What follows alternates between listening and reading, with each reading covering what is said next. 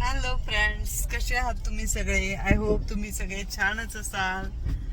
तर आज आम्ही आलो आहे शाहरुख खानचा मूवी बघायला. कोणता मूवी तुम्हाला कळलंच असेल कोणता मूवी.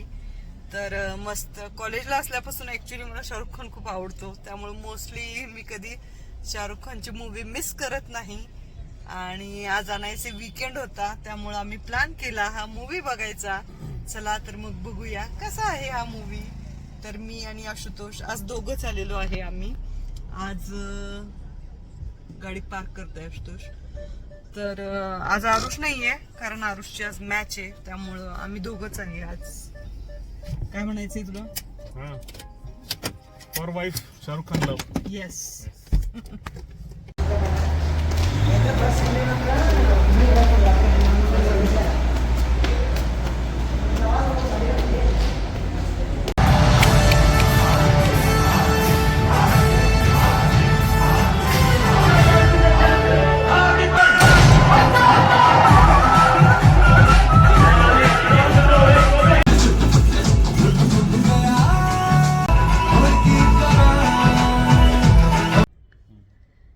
हाय, तर तुम्ही आता बघितलंच, आम्ही जस्ट मूवी बघून आलो आणि मूवी खरंच खूप छान आहे.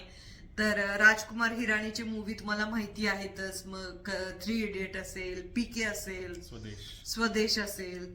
तर कसं म्हणजे खूप अशी कॉमेडी पण खूप छान असते. आणि कॉमेडीच्या सोबत म्हणजे लोक हसत हसत कसं त्यांच्या डोळ्यामध्ये पाणी येतं, हे त्यांचं वेगळंच एक आश्चर्य आहे त्याच्यामध्ये. आणि खूप छान अशी कलाकृती त्यांनी निर्माण केलेली आहे. आणि बऱ्याचशा म्हणजे त्यावेळी लोक दुसऱ्या देशामध्ये चांगल्या जॉबसाठी जायचा प्रयत्न करतात, त्यांचं चांगलं करिअर करायचा प्रयत्न करतात. तर त्यावेळी त्यांना कुठले कुठले प्रॉब्लेम फेस करावे लागतात आणि तिथली लाईफ काय असते, तिथं ऍक्च्युअल मध्ये काय असतं, किंवा त्यांना त्या चांगल्या प्रकारचे जॉब मिळतात का, म्हणजे त्यांना कुठल्या कुठल्या प्रकारचे सॅक्रिफाईस करावे लागतात. तर अशा बऱ्याच प्रकारचे प्रश्न पण विचारलेले आहेत, की म्हणजे त्याची उत्तरं आपल्याला ऍक्च्युली शोधायची आहेत, की ज्यासाठी आपण त्या दुसऱ्या देशांमध्ये जातो, तर ते आपल्याला इथं राहून पण आपण कदाचित ते मिळवू शकतो का, असं पण आहे. आणि अजून तुला काय सांगायचंय? देशप्रेम बद्दल मध्ये सांगितलेलं आहे. मोस्टली राजकुमारच्या मूवी मोस्टली रिअल लाईफ वरती असतात, म्हणजे रिअल लाईफ सिनेरिओ वरती असतात. त्यातलाच हा एक डंकी, हा एक रिअल लाईफ सिनेरिओ आहे की कसं लोक मायग्रेट होतात या कंट्रीतून त्या कंट्रीमध्ये, काय काय होतं, अशा काय काय प्रॉब्लेम असतात. आणि मग तुम्हाला त्यातनं चूज करायचं की तुम्हाला खरंच जायची गरज आहे का बाहेरच्या कंट्रीमध्ये. तुम्ही एवढं बाहेर जाऊन कमवणार आहे, पण तुमची माणसं तुमच्या बरोबर नाही आहेत. तर मग असे प्रश्न आहेत काय काय, त्याची उत्तर तुम्हाला मिळतात. म्हणजे जाणं खूप चांगली गोष्ट आहे, पण त्याच्या मागची जी किंमत मोजावी लागते ह्याच्याबद्दलच त्यांनी एक खूप छान तुम्हाला एक्झाम्पल दिलेले आहे.